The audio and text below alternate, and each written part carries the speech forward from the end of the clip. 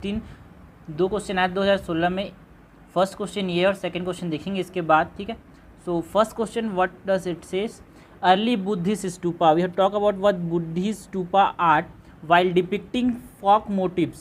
Early Buddhist stupa art, while depicting folk motifs and narratives, successfully expound means propagate, expand Buddhist ideal, elucidate.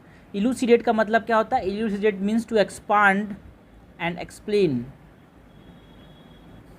Okay, so we have to talk about what? We have to talk about Buddhist stupa art. तो तीन part में answer को divide करेंगे, introduction, body and conclusion. Okay, so introduction में हम बात करेंगे स्टूपास की, how they developed in the memory of Buddha,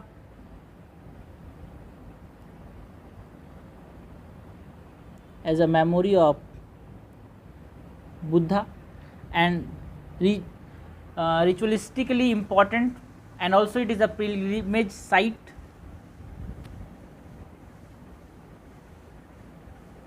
And how stupas are ritualistically important, and how they are also an important pilgrimage site.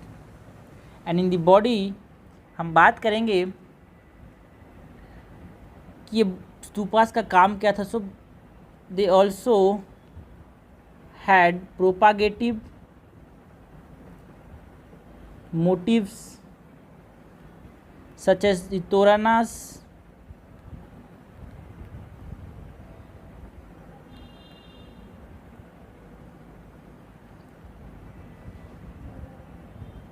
जटकास।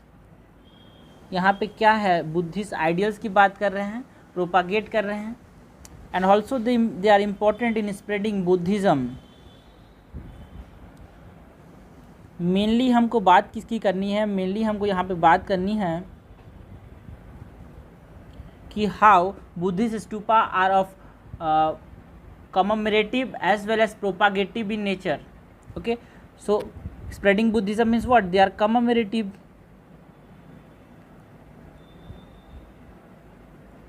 commemorating what? They are commemorating the life and ideas of Buddha.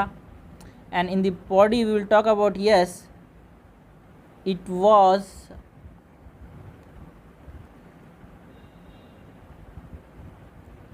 important source of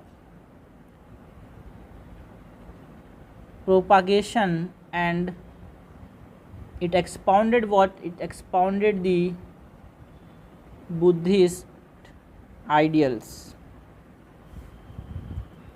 मतलब हम ये बोलना चाह रहे हैं, main जो crux है question का, उसका जो आंसर हमको देना है वो दो तरीके से एक्सप्लेन करना है, how it is commemorative and also how it is propagative in nature. ठीक है, तो अप्रोच देख लेते हैं। अप्रोच क्या होगा?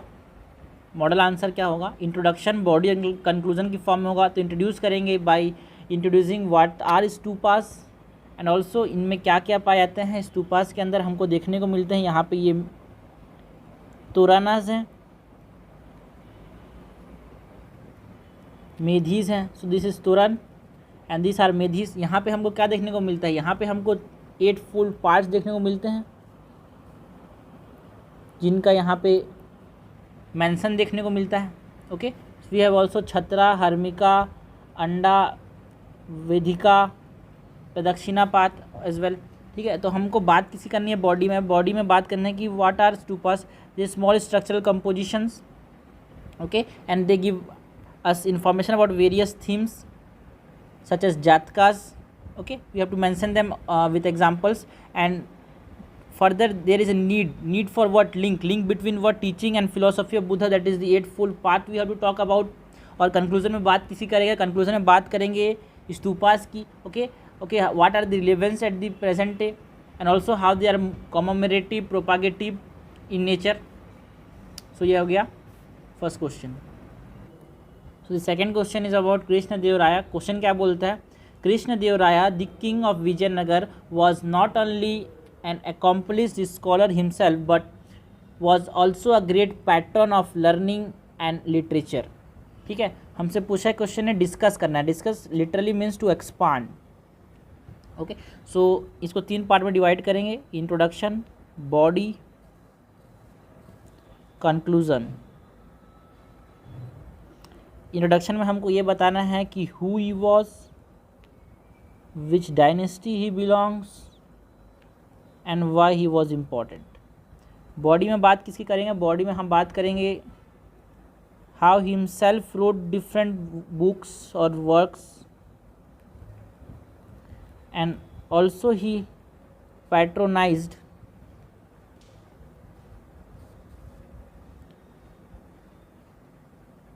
poets, and finally how he was important in culminating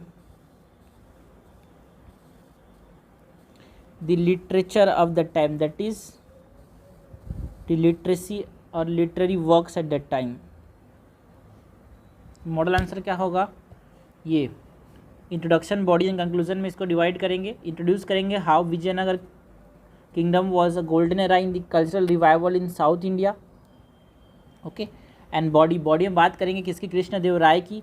how he accomplish different scholars, और ये हिमसेल्फ, इन्होंने खुद ही बहुत सारी किताबें लिखी थी, बहुत सारे लिटरेरी वर्क्स लिखे थे, जिसमें से बहुत सारे हैं, ये सब किस में हैं? तेलुगु में है, Amuktamalyada. Okay, this are all in Telugu. And he also wrote various epics, poems. ये पैटर्न करते थे डिफरेंट स्कॉलर्स को, जिनके कोट पॉइंट्स थे, जो कि जिन्होंने इम्पॉर्टेंट रोल प्ले किया किस में? In the cultural development and also in the literary spheres of south India. And in this court है ना 8 जेम्स 8 रत्न देखने को मिलते थे। क्या बोलते थे? अष्ट दिग्गजास और दिग्गजास कहते थे इनको। Okay, so he also patronise different books in Telugu language, Kannada, Sanskrit poets. ठीक है, लैंग्वेज में तो उनके पोइट्स को भी एक बहुत ज़्यादा पैटर्न करते थे। और इसमें से 8 जेम्स की बात करें तो 8 जेम्स में सबसे इम्पोर्टेंट है अलासानी। ओके, सो इनकी बात करनी है। और ऑल्सो कंक्लूड करेंगे by discussing the development in other cultural domains, और also how the Vijayanagar important, how the Vijayanagar rulers are important, and especially Vijaya Krishnadevaya। Okay, तो अगर हम बात करें कि क्वेश्चन का वैरायटी कैसा था, लेवल कैसा डिफ़िकल्टी का, तो इसको एक डिफ़िकल्ट क्वेश्चन माना जाता है कि इस क्वेश्चन में आपको बहुत सारी चीज़ रिमेंबर करने की ज़रूरत थी, जैसे कि एग्जांपल्स क्या क्या इन्होंने लिखा है, 8 जेम्स कौन कौन से थे। So typically it is a different question, difficult question, but हम ये बोल सकते हैं कि जो ट्रेंड है आर्ट एंड कल्चर का वो है थोड़ा सा डिफ़िकल्ट साइड में रहता है, तो डेप्थ में अंडरस्टैंडिंग होनी चाहिए। अगर मॉडर्न हिस्ट्री डेप्थ में नहीं आए तो चल जाएगा, लेकिन आर्ट एंड कल्चर से जो क्वेश्चन आ रहे हैं, हमने बात कर रहे हैं मेंस में, उससे ज़्यादा क्वेश्चन आ रहे हैं। सो इसमें डेप्थ अंडरस्टैंडिंग होनी चाहिए, और ट्रेंड्स जो हैं प्रीवियस ईयर क्वेश्चन के वो अंडरस्टैंड करना बहुत ज़रूरी है कि हाँ क्वेश्चन आ कहाँ से रहे हैं, और ये फैक्चुअल नॉलेज बहुत ज़्यादा पूछ रहे हैं, क्योंकि यहाँ पे ज़रूरत है इसकी आर्ट एंड कल्चर में।